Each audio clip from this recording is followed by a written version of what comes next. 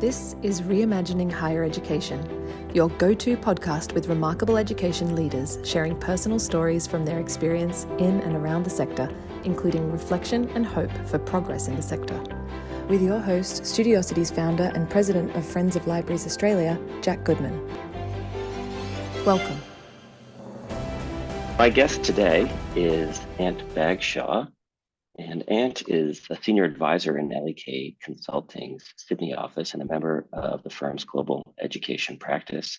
Ant leads the practice's development in Australia and New Zealand and delivers strategic advice to universities on how to identify and seize strategic opportunities across education, student experience, research, innovation, and social impact.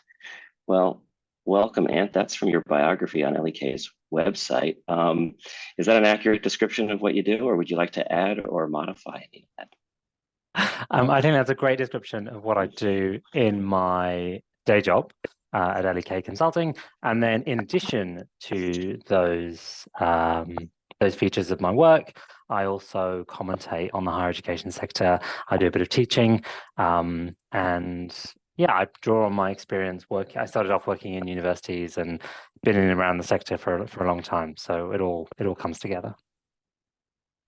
Well, the other thing you do, which you didn't mention, but you have done, is you've written this book, which you kindly gave me a copy of, called Higher Imagination, A Future for Universities. And I have to say, one of the more interesting reads that I've enjoyed in the last few years, and I do take the opportunity to read anybody who's brave enough to wade into the politics of how universities work and how they're structured and what the economics and social purpose of universities is. So without me saying too much about it, how would you describe the what drove you to write this book, and what are you hoping to achieve from it? So my whole career is about a frustration with universities one way or another. And I was frustrated as a student activist, as a member of professional staff, working for a regulator, as a commentator on the sector. And in my writing, what I'm doing is expressing a frustration that I see universities can be better than they are. And I think they have huge resources. Capital resources, intellectual resources, mission, purpose. And I'd love to see those applied for optimal good. I want to maximize the potential of universities, which I think are really interesting and important as institutions. And then when I see in the literature, I see part of the literature that says, well, oh, let's give some good old days when only 10% of people went to university and there was abundant resource, and give us that time. Or I see a university is going to hell, the market's coming for them, they're going to be completely disrupted out of existence because they're just such dinosaurs. And I'm trying to find somewhere in between those 2 points, the value of those institutions, but also the contemporary challenges that they face. That's a really interesting description. And do you think part of your frustration comes from the fact that you worked, in and around universities, but never in the formal traditional role as a researcher or a educator? Or is that not relevant? I suppose it's interesting. Maybe I don't know the answer to that. I don't know the counterfactual. I think there's a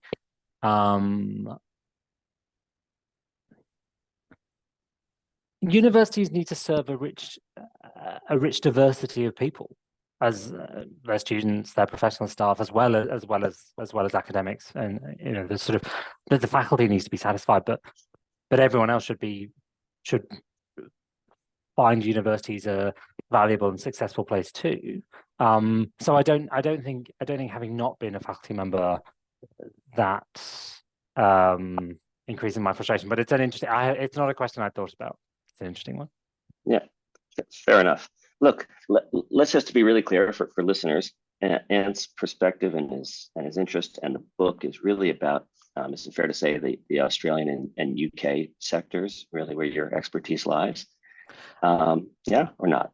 Yeah, that's absolutely right. So I spent my career in the UK and in Australia, and I've been really fortunate to work in other contexts too. I work a lot in Southeast Asia, I've done a bit of work in North America, but I'd rather speak only to those sectors that I can with confidence say that I understand them and I know them well. And I think a reader, particularly a reader from New Zealand, Ireland, Canada, those systems would find a lot of commonality and parallels. But equally, I don't want to overreach, given that I don't know even those systems as well as the UK and Australia.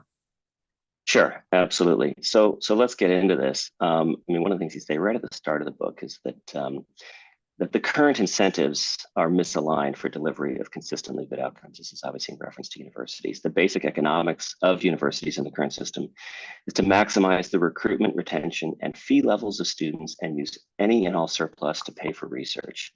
So I don't think that's a particularly controversial statement, but it does have some big implications. How is that? How have we gotten to this point? And is this something that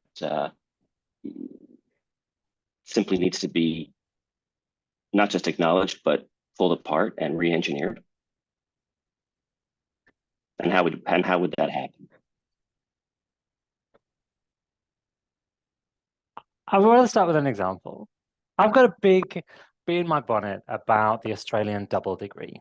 So for listeners that might not be familiar, this is 2 concurrent undergraduate awards, and with a bit of overlapping credit, so you don't have to do two full undergraduate degrees of full credit, but you get 2 undergraduate awards at the end, and it might take a sort of 3.5, 4-year degree to 5 years would be pretty typical.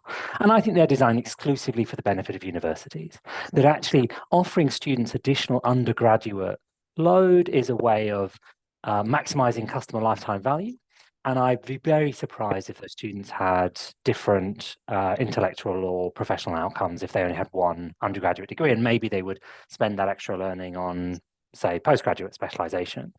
And one of the consequences of this, I think, is universities are failing then to build interdisciplinary or multidisciplinary programs because they can simply offer students 2 of their existing catalog. Okay, how would I? So that's sort of milking students for more fees, paying for a 4 or 5 year degree when really the traditional single degree would be sufficient. And I think that's right. And then the counter argument would be, well, students want it and they knowingly take that option. So what's the problem? Well, I think in this instance, that is a product which is not creating net good. And therefore, what am I interested in? How would we change the system so that the institution were incentivized to provide interesting interdisciplinary and multidisciplinary options, were incentivized to get the student the learning outcomes they require in the minimum amount of time? Because if we think about the investment on the student's part, every year that they're additionally doing undergrad, they're trading off a year of their terminal earnings.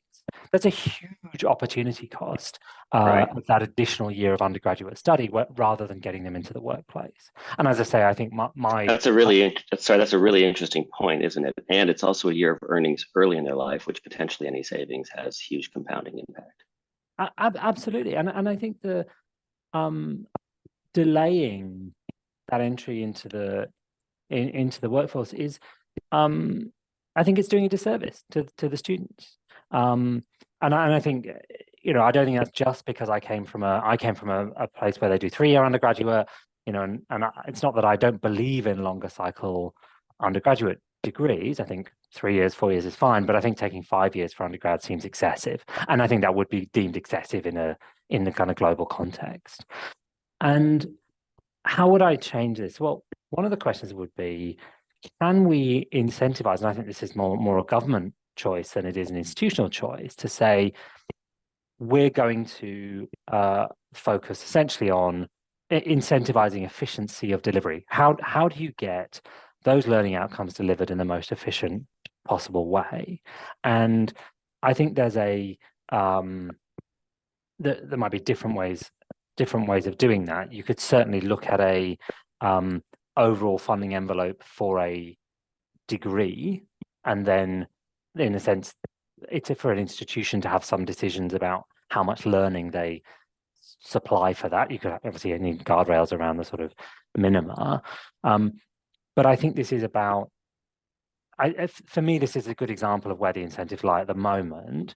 And I think in this instance, it's a government action choice to focus more on outcomes than inputs. Yeah, well, those double degrees are interesting. You're right. I think that they're a little bit of a luxury item, and they may be for a certain demographic of student. But one of the other things that you say early on in the book, and again, not probably too controversial, but a little more controversial than the previous statement, is that the experience for many students, and this is a quote from the book, particularly those studying at the highest prestige research-intensive universities, is often poor. There is often demonstrably little interest in students' educational experience because staff have such strong incentives in the form of personal prestige, progression, and promotion to put discretionary effort into research. Now that ties right into the fundamental misaligned incentives that you're talking about. Can you talk a little bit about, exactly what the consequences are of that lack of focus on the student experience, and what you see might be a way through it? So I would say there's two things at play here. In our current system, the more research and the better research an institution does, the higher prestige, and therefore the greater advantage for the graduate from that university. And so there is, in fact, a rational alignment of incentives between, for any given student to want the top faculty at their university to not spend any time teaching and to focus time on the on research. However, that I think is misunderstanding the full richness of the mission of the university, which is also to provide a high quality education.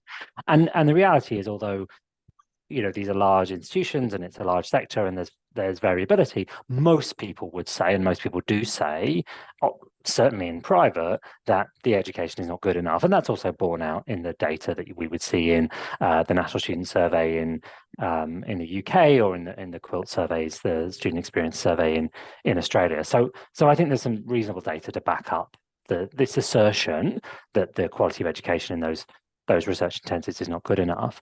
I think the consequences are it's wasteful. It's wasteful of that time that students spend while studying in those universities. I also think there's a bigger consequence here, which is the lack of recognition of high quality education outside of the high prestige research intensives. Because I think at the moment there is a ceiling on how far, a more teaching focused university, there's a ceiling on how good, in inverting commas, it will be represented to the world, because we don't have any reasonable information about how that's shared, about what actual quality is. And so when we have this quasi-market system where there's so little information for there's a reasonable amount of information for students around other students' perceptions of quality, but for employers, there's actually very little representation of the actual capability of what a graduate can do from any institution. And what they will often do is go by the same lazy assumptions that these notions of prestige are, because oh, well, you must have been to large famous university of place name, and that therefore means you'll be good. But actually, it doesn't necessarily mean that, and I think it's doing a disservice to the student from typically a newer university. Right. So there's a real disconnect, I think we're acknowledging, between the status or prestige or the brand of universities and the quality of a graduate, simply because those universities are not investing anywhere near the resources that they have into teaching and learning as they are into research. Plus, I think you could also say in Australia anyway, because our universities are so large, there's just an enormous amount of variability. Some parts of the university may be doing a wonderful job teaching, and others may be not so much. But I think it's probably fair to say that employers are more aware of this than we maybe give them credit for, and they do a lot of assessing of graduates who are applying for roles, and may uncover gaps in, degrees that way. But isn't that one of the threats to the future of higher education is actually if there isn't confidence in graduate capabilities, that actually that becomes a chipping away at the role of institutions in societies. Actually, I think it would be better for the whole sector for institutions to be able to say with confidence that their graduates have particular attributes. And I think that, to your comment, which I don't disagree with, but it implies that there's an erosion of confidence in what a graduate can do. Well, yeah, and that goes to sort of this fundamental premise in your book, which is that universities have a tripartite mission, right?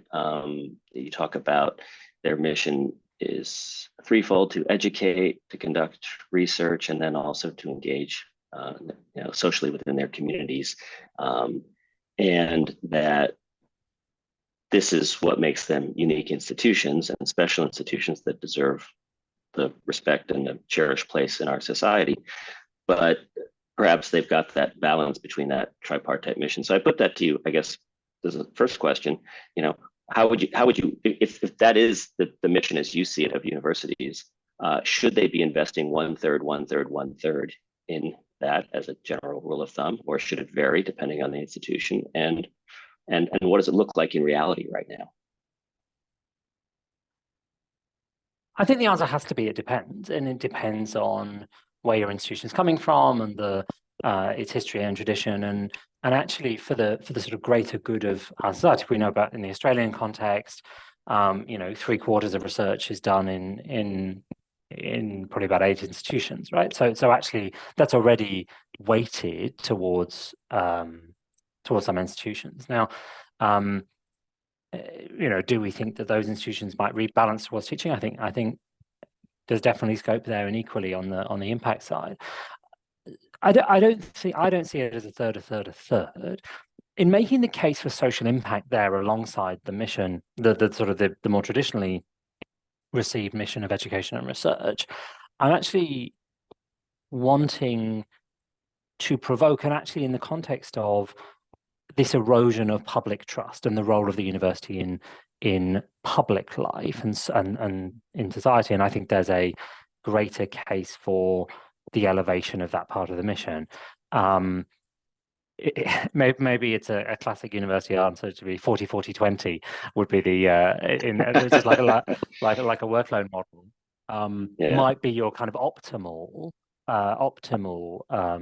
alignment of resources, but like I say, I think it varies depending on the mission and the time. But I suppose I'm wanting that social impact piece to be more than a tokenistic 2%. But I'd be surprised if it became a 1/3.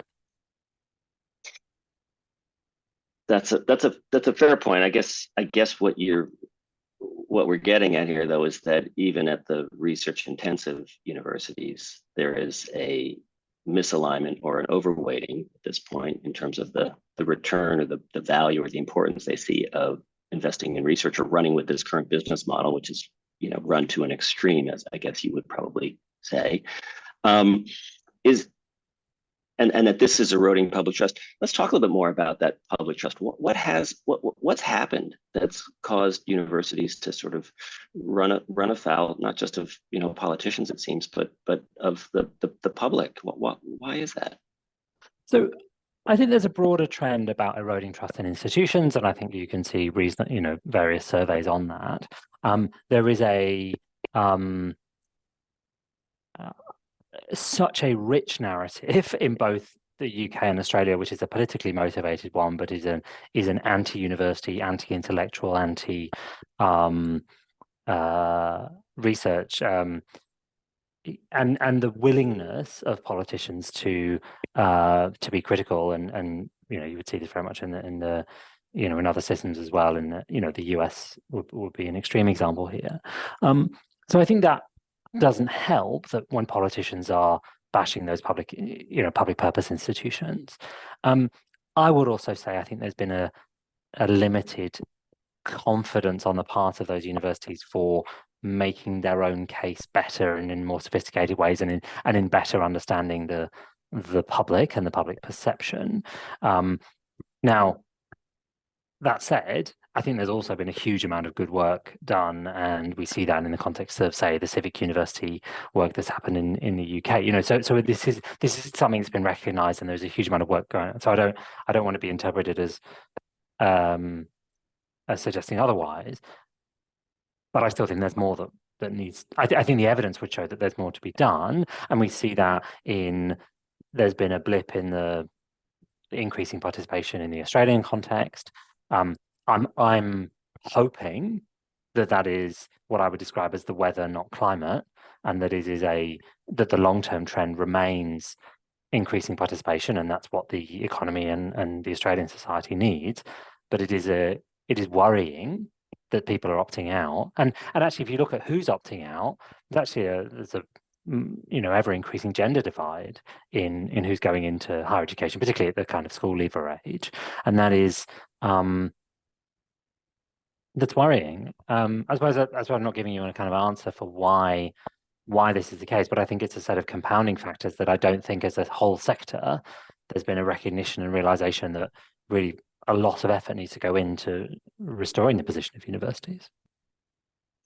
So let's get into these sort of three areas, but particularly I'm interested in the teaching and learning side and the research side. And you've got some interesting perspective on these on how to reform these parts of the universities. On the teaching side, you've got this idea that basically it's past time to take permission to create courses and degrees from faculties and departments and have all of that work done centrally by in a way that is very much in response to, it seems that, market needs, customers being employers. Those are the ultimate customers of the university's teaching product, which is the students. And by the way, it's not me here. This is your language. The students are customers, or and the degrees are our products. And I think that's really interesting that you do use those very direct business terms. But can you talk a little bit about that idea you have of why you think it's necessary to make this change, and it would be an enormous change? I don't think it's good enough that we accept massive variability in our programs of study.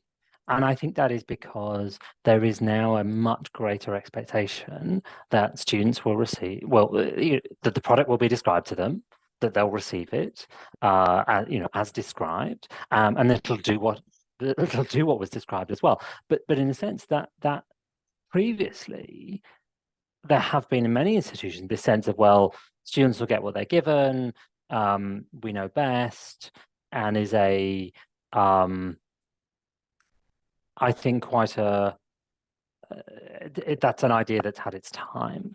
And I think this is in the context of the increasing investment, financial investment on the part of students. We talked previously about the kind of time investment, but the significant financial investment. So I think that has changed the terms of the relationship between the student and the university.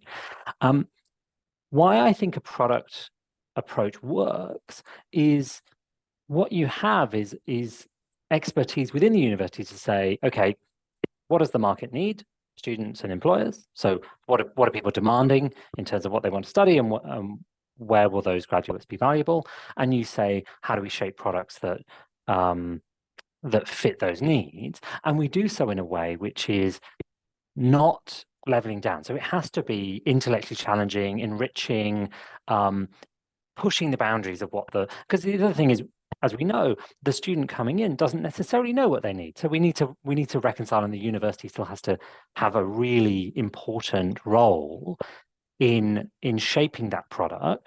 And also, let's also remember, you said employers are customers. Well, the student needs whatever education they're getting, but let's say it's a bachelor's degree, to last them a career, not just a job. And so actually we need to prepare them not just for that first role they're going to go into, but actually give them a much broader set of skills that will last for a while. Yeah, that's interesting that you say that, the idea that the degree should last for a career. A lot of people are saying, oh, really, you're going to be on a journey, and and you're going to need to be coming back into education and you need to learn continuously. And I don't think either of us would probably disagree with that either. But I take your point. I think those ideas are consistent. Yeah, I agree. But it's the but it's a good point that this isn't just a starter experience that's meant to get you through your first job or maybe your first 5 years of employment. And so I think the university can hold that in mind, can hold the complexity of, well, actually, what do students want, but what will they benefit from most, and what do employers need, but actually, what else is required? So I think that can all be held in that context of making really good quality product. But more fundamentally, it's about the economics here, which is to say the task of the university is to create value for students, to maximize the value that's created for students, but also to use that for generating revenue, be that from public or private sources, and then to redistribute that resource into their other investments in research particularly.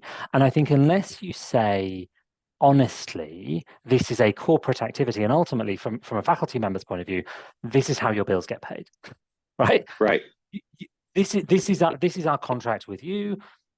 We run these products. We're going to slot you in here. You've got expertise here. We want you to find joy and a rich experience in the teaching of wherever your specialism is. But fundamentally, this is the economics of the institution. And so you've offered me a nice little opportunity to move on to this really big idea that sits in the middle of your book. And while you've got this sort of market-based approach and a very pragmatic, economic rationale for a lot of this book, which I think is really interesting and will raise a lot of interest in the sector, I have no doubt this is going to be a topic of conversation for the right through 2024. But right in the middle of it, you talk about needing to do something really fundamental at universities, which is to make them happier places. And use the term joy as in there should be more joy at these institutions. I read that as saying many universities must be either not very joyful or potentially have pockets of joylessness. So what are you getting at here, and what are you saying to universities when you say they need more joy? So absolutely, I am saying there are pockets of joylessness, and I have experienced that, and I know other people experience that, and it's not good enough. But actually, I think I'm making a more essential point here, which is, so I described to you education products, and we can talk about redistributing that into resource, and it's all about human capital development, and that's all fine, and we can do that in a joyless way if we want to. We can do that in a relentless pursuit of efficiency, and I actually think that is misunderstanding the potential that the university has, which actually is to be for each individual in the system, and I think that's for students, but particularly for staff, both academic and professional, and but also for everyone on payroll. The university can and should be a place where you can find deep down in your soul a point of enrichment, and in a sense, it's part of the proposition. I think if you go back to the sort of the management jargon, the employee value proposition, I think for the university should be to say, this is a place where you can do your best work. Whatever your role may be, you can do your best work here because it is a safe and positive and an environment which recognizes that you are motivated by more than money. But actually, it's an environment where you are motivated by intellectual enrichment, by exploration, by recognition of the good work that you do. And I think that the marketized systems that we have, particularly those in the UK and in Australia, have eroded joy because we have been too focused on narrow metrics and on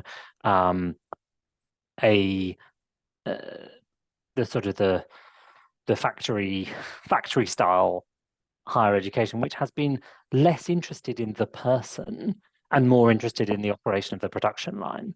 And I think this is I suppose I'm trying to find this fine line between saying, I would like financially well-run institutions which are efficient in the right places and happily inefficient in the other right places. But in doing so, caring about the people that matter, because frankly, I think if you don't do that, we should all go home and we can try and meet our human capital and R&D and social impact needs through other means. Yeah, wow.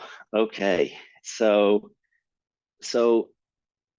I read this book, and when I read about joy and I read about what you were trying to get at, and I guess part of this would be some of the contentiousness that exists between the employment unions and the management, and the fact that it takes years sometimes to negotiate agreements, and and there have been strikes sometimes at some of our biggest universities. And there's clearly a lot of friction and a lot of mistrust. I read that joy as being another term for organizational culture. As in, if we don't have a good culture, we can't all do our best work. Would that be an accurate reframing of joy? I'm very, very happy with that interpretation. And I want to add on that, which is to say, I think you can only get joy by a culture which supports it. But my contention is that joy is experienced at an individual level, and that culture is that corporate piece.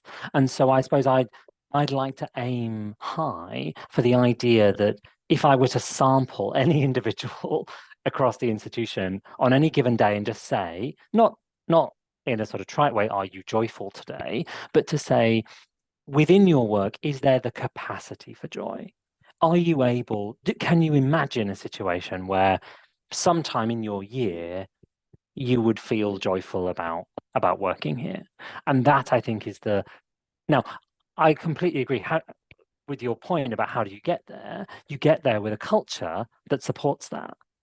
So it's a sort of, I think there's more, maybe I'm talking sort of inputs and outcomes. Yeah, and joy might be a very high bar, but satisfaction or happiness, enjoyment, or perhaps, but I think what you're talking about is if you did a pulse survey of your staff, and I'm guessing that every university does do this, just like almost every organization, every company does these on a regular basis, but they'd also be quite confidential and potentially concerning if they were to be revealed, that maybe, as you say, that there are areas where there is not much joy. I was going to ask you another question here. Do universities have something to learn from really well-run other types of organizations, including businesses, that maybe, do you think there's more joy in other sectors of the economy? To the first part of your question, yes, absolutely. I think universities can learn from lots of other organizations. I suppose in the short answer is I'm not sure. Like I'm not sure whether elsewhere there are I don't have another organization that I'm looking to say over here, well, look, why don't we adopt these practices?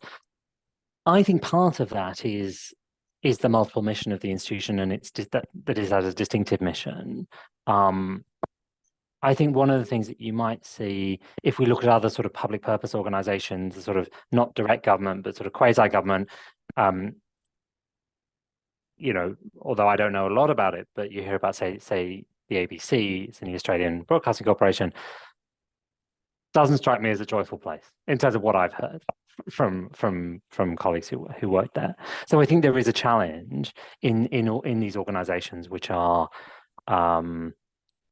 trying to do so much with actually comparatively little resource, and also with such a plurality of mission. And I think one of the things in private sector, if you are very profit focused, which most businesses are to more or lesser extent, that gives purity of mission, right?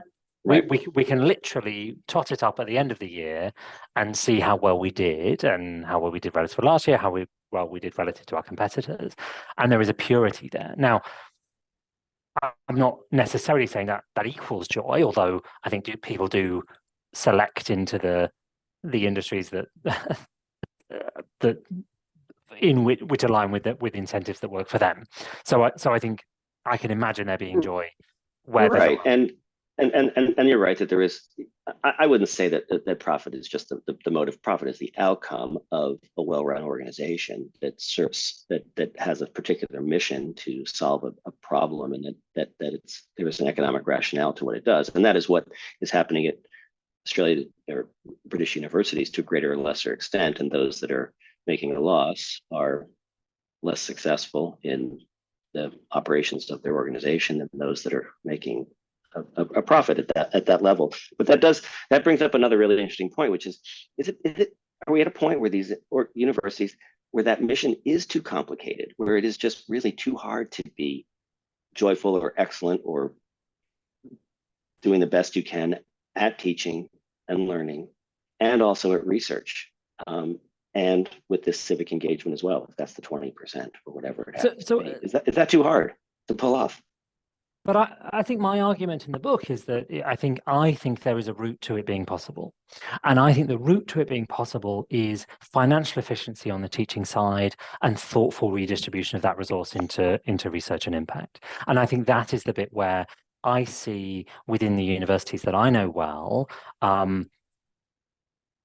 too great an inefficiency in that on the education side, which is not meeting students' expectations and the outcomes required. And I think that I don't think you need more resource for that. I think you need more thoughtful allocation of resource to get those products working well. I was going to say, because efficiency, the place where most people go immediately with efficiency as well. Can we teach more people with fewer staff? Can we have more students in a lecture hall or have them in a larger Zoom? When you talk about efficiency, how do you square that with quality?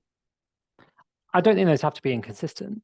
I think there's a question about how you structure your educational program such that the bits that can be taught in terms of the effectiveness of that teaching through large-scale efficient means. I don't see a problem with that, but I don't think that's inconsistent. I wouldn't say if I were designing an education product that would be the only method I would use, but I would use a combination of high intensity, more expensive activities where there's high value for the student, and I would think about the allocation of my resource in that way. But I don't think the answer is that. Sorry. There is one version of this where you say the very best is one-to-one teaching, and that's what we're aiming for, and everything below that is just percentage points off that goal. I think that's not fully understanding or describing the potential of learning. So I'm offering.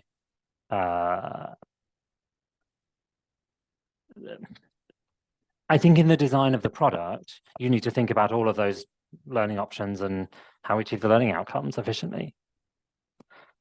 I want to get into two more topics. I know we're running a little long here, but that's okay. I think this is worth digging into. On the research side, you've got a very market-based approach to the research side of universities as well, at least the way I read it. Maybe I'm misinterpreting it, or correct me, please. But the universities really should be almost taking a sort of investment portfolio approach and really looking at all the research they do, acknowledging that some is more impactful, more useful, more relevant than others, and putting the funds that they have backing their winners and cutting their losers. Is that roughly correct?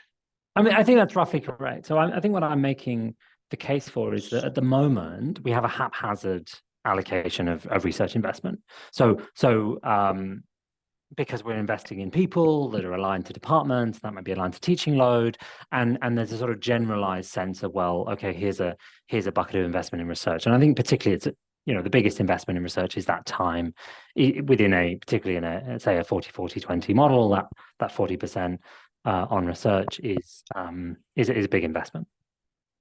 If we were to think differently and say, as a whole institution, we're going to make those investments more thoughtfully, you then have to say, well, okay, how would we know? How would we know what to invest in? So first off, we accept there's risk, because if there's no risk in research, it's not research, right? Like it has to be uncertain.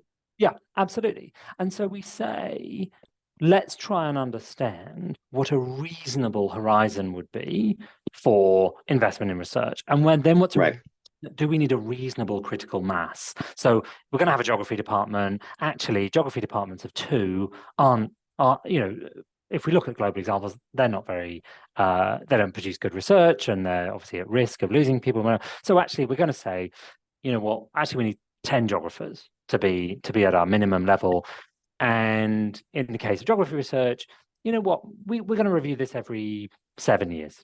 We're going to have a time horizon, and it doesn't mean that everyone is on a 7-year contract and loses their job and so on.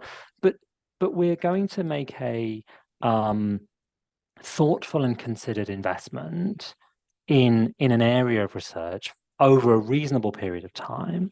And in doing so, we're going to both engage with those researchers in helping them make the case for why that investment is required, but also to try and understand what good would look like.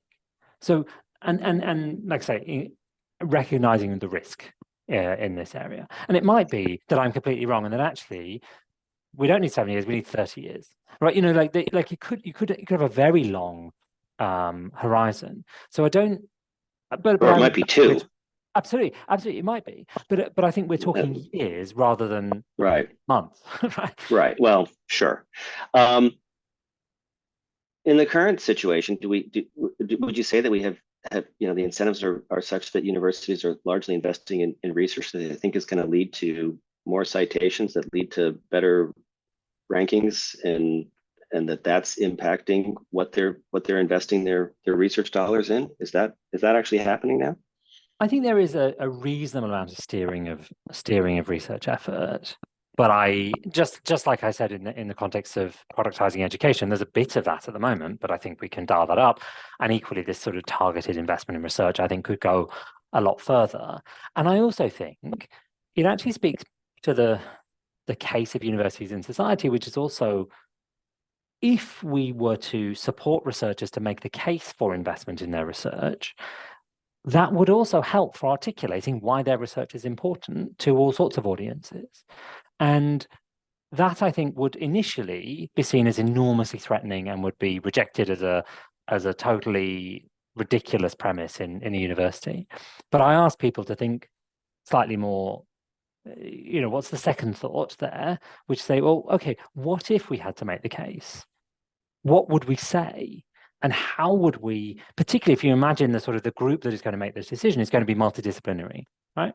Because you can't have all those geographers sitting on a panel judging whether to invest in art history and chemistry, and so we're going to have a multidisciplinary audience to make the case to, but they're not going to necessarily understand the nuances of why our particular subspecialism is important in the context of wherever we're working. So it might be to our city, to our country, maybe that we have a particularly important role to play globally in our niche. Well, wouldn't it be amazing to tell those stories? And that would be an important part of making the case for research. Yeah, interesting. All right, look, I think we're going to have to address here at the end of this conversation the elephant in the room, which is Australia anyway, and is in the in the middle of what's going to be a multi-year reform process of its university sector. And I gather from your perspective, this is a case where the universities, you say right at the beginning of the book, have been expecting too much from governments, or too many rules, or waiting to be told, I guess, what the rules are, and then sort of following a playbook that ends up resulting, I guess, as Glenn Davis wrote now 5 or 6 years ago in his book, with sort of the 40 copies of a very similar university structure. What's going to change? What's it going to take to change? I guess is my question. There's a lot of big ideas in here, obviously, and this is really sort of throwing down a gauntlet to the sector to sort of think bravely and to be ambitious. But that's not how very large organizations move and adapt and change. And what we have now is very, very large. Even the smallest of our public universities are very, very large. How should they go about responding to whatever this review process, this accord process ends up leading them, and how do they embrace some kind of future-looking, change, which isn't just, micro incrementalism, which I think is what you would sort of have expected. In the Australian context, there is a real gap in a discussion of the sort of in the intellectual discussion of the role of the university. And the accord process could have been a place for that, but it hasn't been.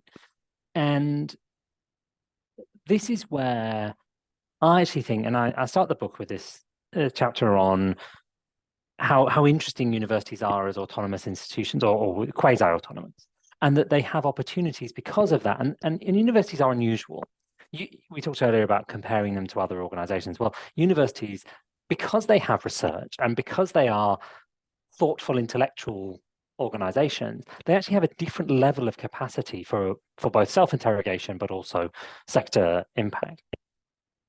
I feel strongly that in the absence of a guiding hand for the future of the sector externally, that universities have to find that themselves. And I think that is not necessarily within one institution, but maybe collectively. And I think there are opportunities in sector groupings and in kind of other fora for a richer conversation about the role of the universities in Australia for the next 20, 30, 40 years, however long we're going to look at it.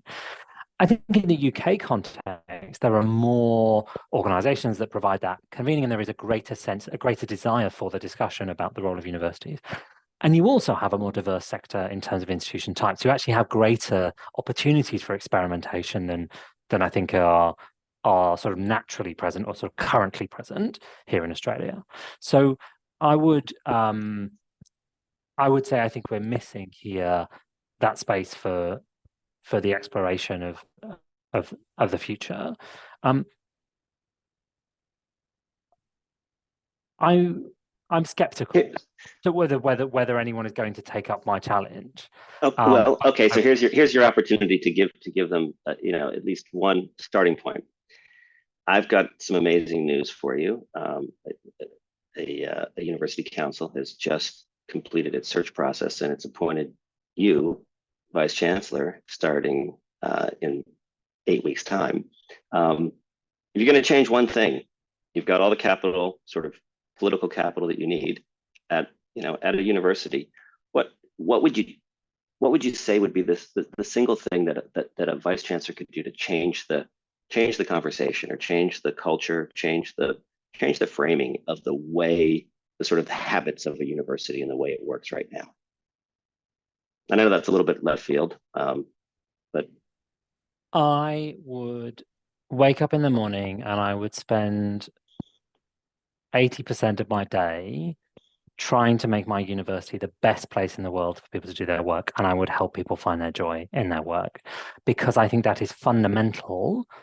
I think that is for me, is an absolute baseline component of whether we'll get good research and whether actually we'll develop good products that students want to deliver, to receive, and whether we can deliver them well, and whether we can have actually impact on our communities. And I think that is, for me, the central premise, because that would be, I think, the things within my control, and I would try, in doing so, to demonstrate the value of that approach for the sector. I think it's an experiment worth taking. Yeah. And in doing so, I also think, in terms of the broader reform agenda, I think I'll earn more latitude for reform if people understand that I am doing so genuinely caring about the success of each and every individual in the community. And then, if I earn a bit of latitude to get more financial efficiency, to introduce the redistribution, and I think I would demonstrate that for the sector, that's what I would do. And that word latitude almost sounds like a synonym for trust, as in if you can earn their trust, but if you can put trust back into the culture at the institution, is that what you're saying, really? I would have, particularly an incoming vice chancellor, building trust is really hard. And in doing so, that means authenticity. It means a sort of a ground game. You've got to be out there, meeting everyone, being authentic, being in the moment with each and every person that you interact with. And it doesn't mean being soft. It means you've got to take hard decisions. And actually, it may well be that we can be more joyful if we close this campus, or if we stop doing this area of academic inquiry, or we let some people go. No, I'm open to that.